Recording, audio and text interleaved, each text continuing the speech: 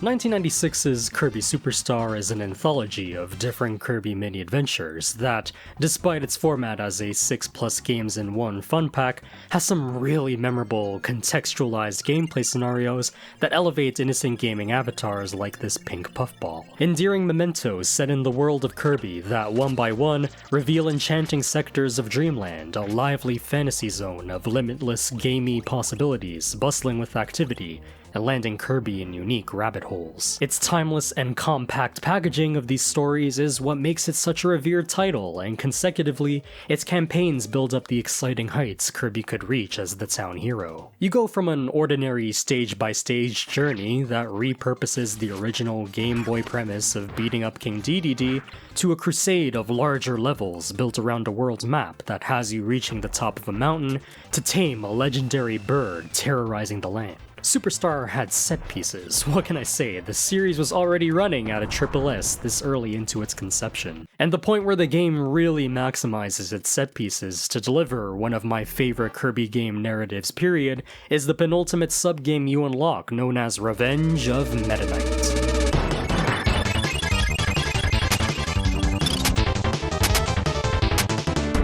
A mode where you raid Meta Knight's aircraft, the Halberd, before it ruins the lazy piece of Dreamland. You invade its facilities, eliminate all its henchmen and contraptions, and slowly piss off and frighten the onboard crew. It had stakes, codec calls, vitality bars, countdowns, sci-fi flair, and explosions. Whoa, shit! Mindless, buffet-style combat side-scrolling has always been the name of the game for Kirby, even up to now. But here you have it in a makeshift action operation context, where no matter how experimental and uncomplicated you treat this mission like any other happy-go-lucky Kirby level, the squad on board can't help but panic over your side-scrolling terrorism. Nothing short of an unbeatable and calculated threat this pink sphere seems to be. I think it's easy to forget that the countless enemy fodder that Kirby rips to shreds in these adventures are indeed just plain old inhabitants of an actual land where their thoughts and emotions on your impeding attacks are hardly the first thought on your mind. But now we get to see their fear and anxiety toward your violent playstyle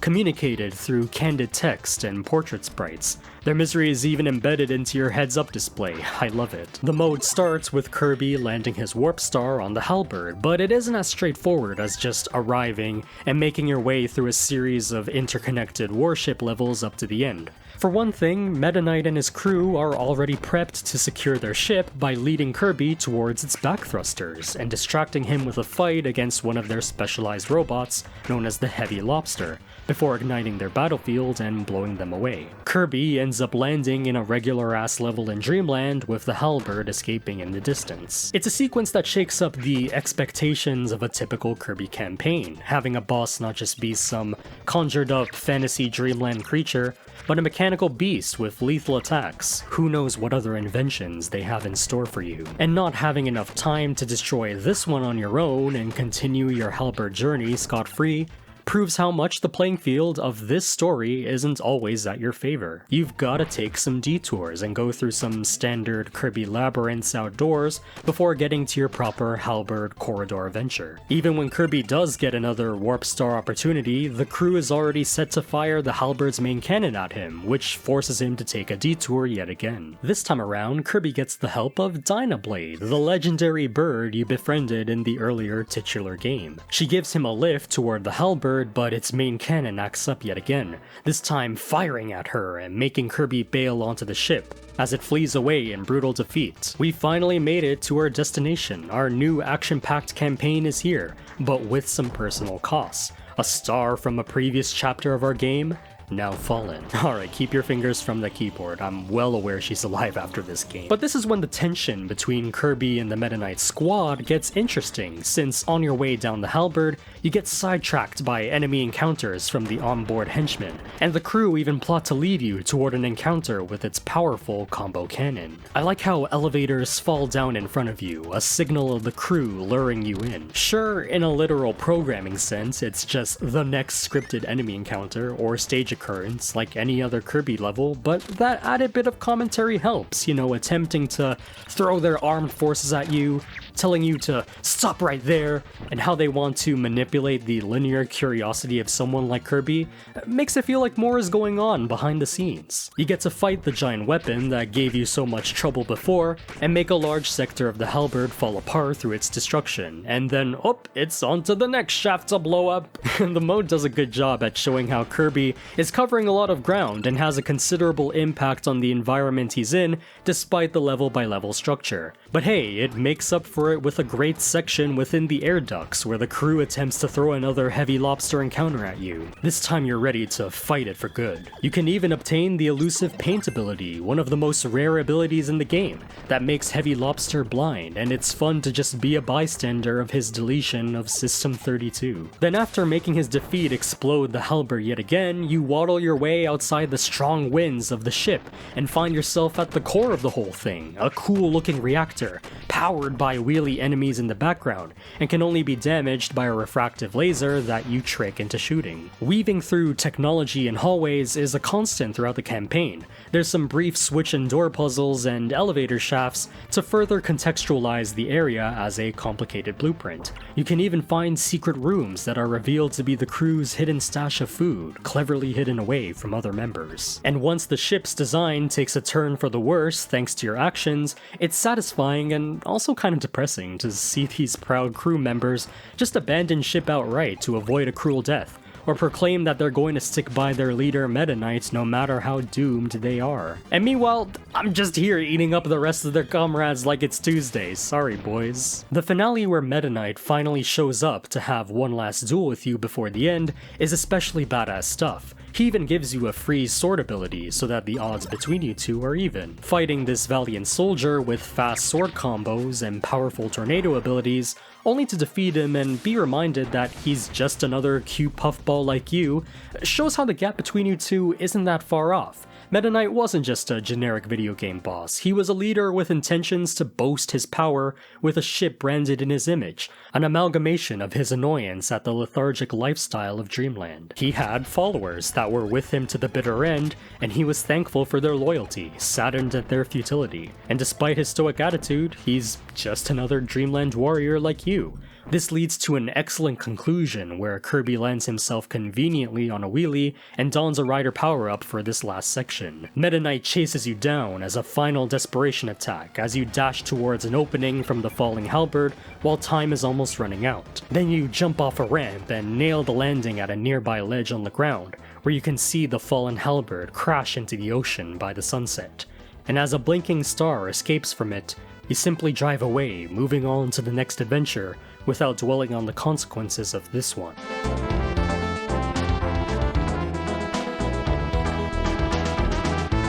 The track that plays here is like a sorrowful western that fits the tragic tale of Meta Knight at the hands of Kirby. The opponent had ambitions and sentiments. Many of his people were burned as a result. A worthy foe who was just like me tried to make history, but in the end, it has to be this way. Jamie Christopherson, 2013. Now in 2008, an enhanced remake of Superstar was released for the Nintendo DS called Super Star Ultra, which featured the same main games as the original and some new ones, meaning the hip late 2000s kids, such as myself, got to experience a remastered version of Revenge of Meta Knight, and, thanks to the new generation benefit of better ways to localize, we get more detailed dialogue from the Meta Knight crew, and even some new lines here and there that add better context to the sitch. We also get FMV cutscenes that really show off the action movie-esque style of the whole campaign, shedding more light on scenes where Kirby and Dynablade get wrecked by the halberd's laser cannon, and how Kirby absolutely decimates the halberd. Jesus. Really hope somewhere in the top security Nintendo vaults lie high quality versions of these cutscenes. I swear this is the model of the halberd they even used in the Subspace Emissary. I mean, it looked that good, I can't blame them. Now you're probably wondering why I didn't just show off Superstar Ultra for this video topic to begin with, and yes, while it is my favorite version of the game and the one I grew up with, I wanted to also represent the original and praise what it managed to achieve for a game of its time. Plot, dialogue, and action sequences this expressive and frankly violent are usually things left in the back of the mind of cartoony Super Nintendo platformers, so seeing one pull it off this well done is something deserving of a lot of credit, I feel. I also think that the darker, rougher, pre-rendered style of the mechanical circuit graphics in the original fit better for Revenge of Meta Knight compared to the mechanized but bright graphical uplift of the Ultra remake. Regardless, they both have worth based on the best their generation and hardware could manage at the time. Play the original and its remake. Appreciate both for creating alternate strokes on the experience without them being mutually exclusive existences. Don't limit yourself to just the remake because it replaces stuff that's quote-unquote outdated, or just the original because it's the good old days that new games can't replicate, but if you have the resources, find it in yourself to have enlightening, retro, and modern experiences in your life. Alright, glad I got the remake discourse out of the way. The reason I bring up Superstar Ultra is because it included a pretty standout new subgame called Revenge of the King, which while initially acting as a hard mode remix of the stages from Spring Breeze, it proceeds to go into a more involved endgame section that's reminiscent of the style of Revenge of Meta Knight. For one thing, the whole mode's premise is about King Dedede seeking revenge for his humiliating defeat in Spring Breeze, awaiting for Kirby to arrive at his castle.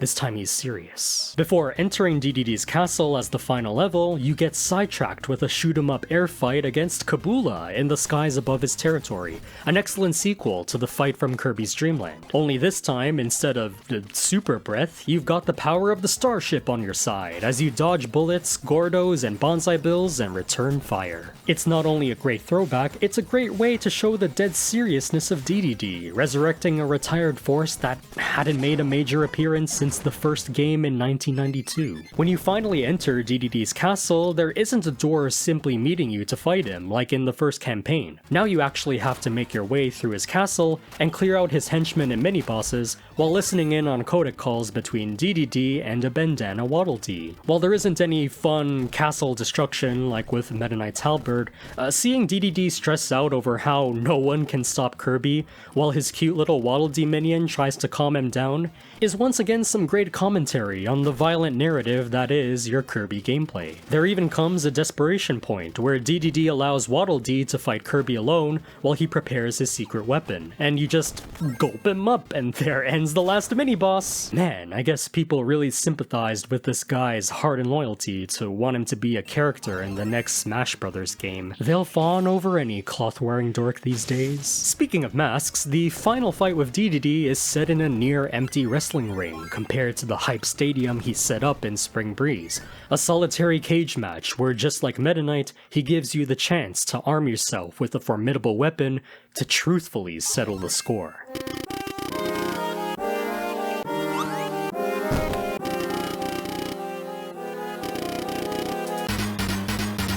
Then again, he probably shouldn't have given Kirby the most powerful and broken weapon in the game, cause this fight can end quicker than the July 2020 Nintendo Direct. He does a lot of flashy attacks and uses the screen space more to his advantage than the previous fight, but alas, no one can stop the Kirby, which I think is a good talking point of what it means to both praise and decry the easy difficulty of Kirby games. That's why the context and theming of these modes help. The whole point is that you're too overpowered, and the villains of Dreamland can't cope with it. Isn't it kind of profound that controlling Kirby not only feels invigorating to play when you have a surplus of abilities and special moves that let you effortlessly combat these dastardly opponents with elaborate but overcompensated plans, but at the same time seeing all of their hard work and loyal enemies go to waste, leaving them disheartened with how things go back to the status quo, that no matter how hard they try to become better foes with craftier weapons and armory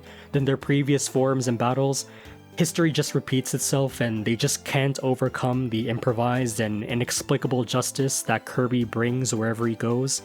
Leaves you satisfied for being OP, but also a bit sorry for making quick work of these guys, you know? The revenge subgames are great for how they enhance the roles of the prominent Kirby villains with cool action style, and how they make your effortless skill in controlling Kirby a canon aspect of their anguish. They're also just neat little short stories that make up single satisfying chapters of one of my favorite gaming packages. I know that Kirby games after Superstar now focus more on one consistent adventure from beginning to end, the whole story, the big picture. I quite liked Return to Dreamland, Triple Deluxe, still need to make an informed opinion on Robobot after a certain rival's recommendation. I can still get down with the singular premises of these newer titles, but I'd really like to see another take on the subgame short story collection format of Superstar, so we can get added piles of miniature lore, character interactions, and juicy Kirby short stories to sink into. I mean, hey, just look at what this story achieved in 30 minutes. Now that's a cool campaign.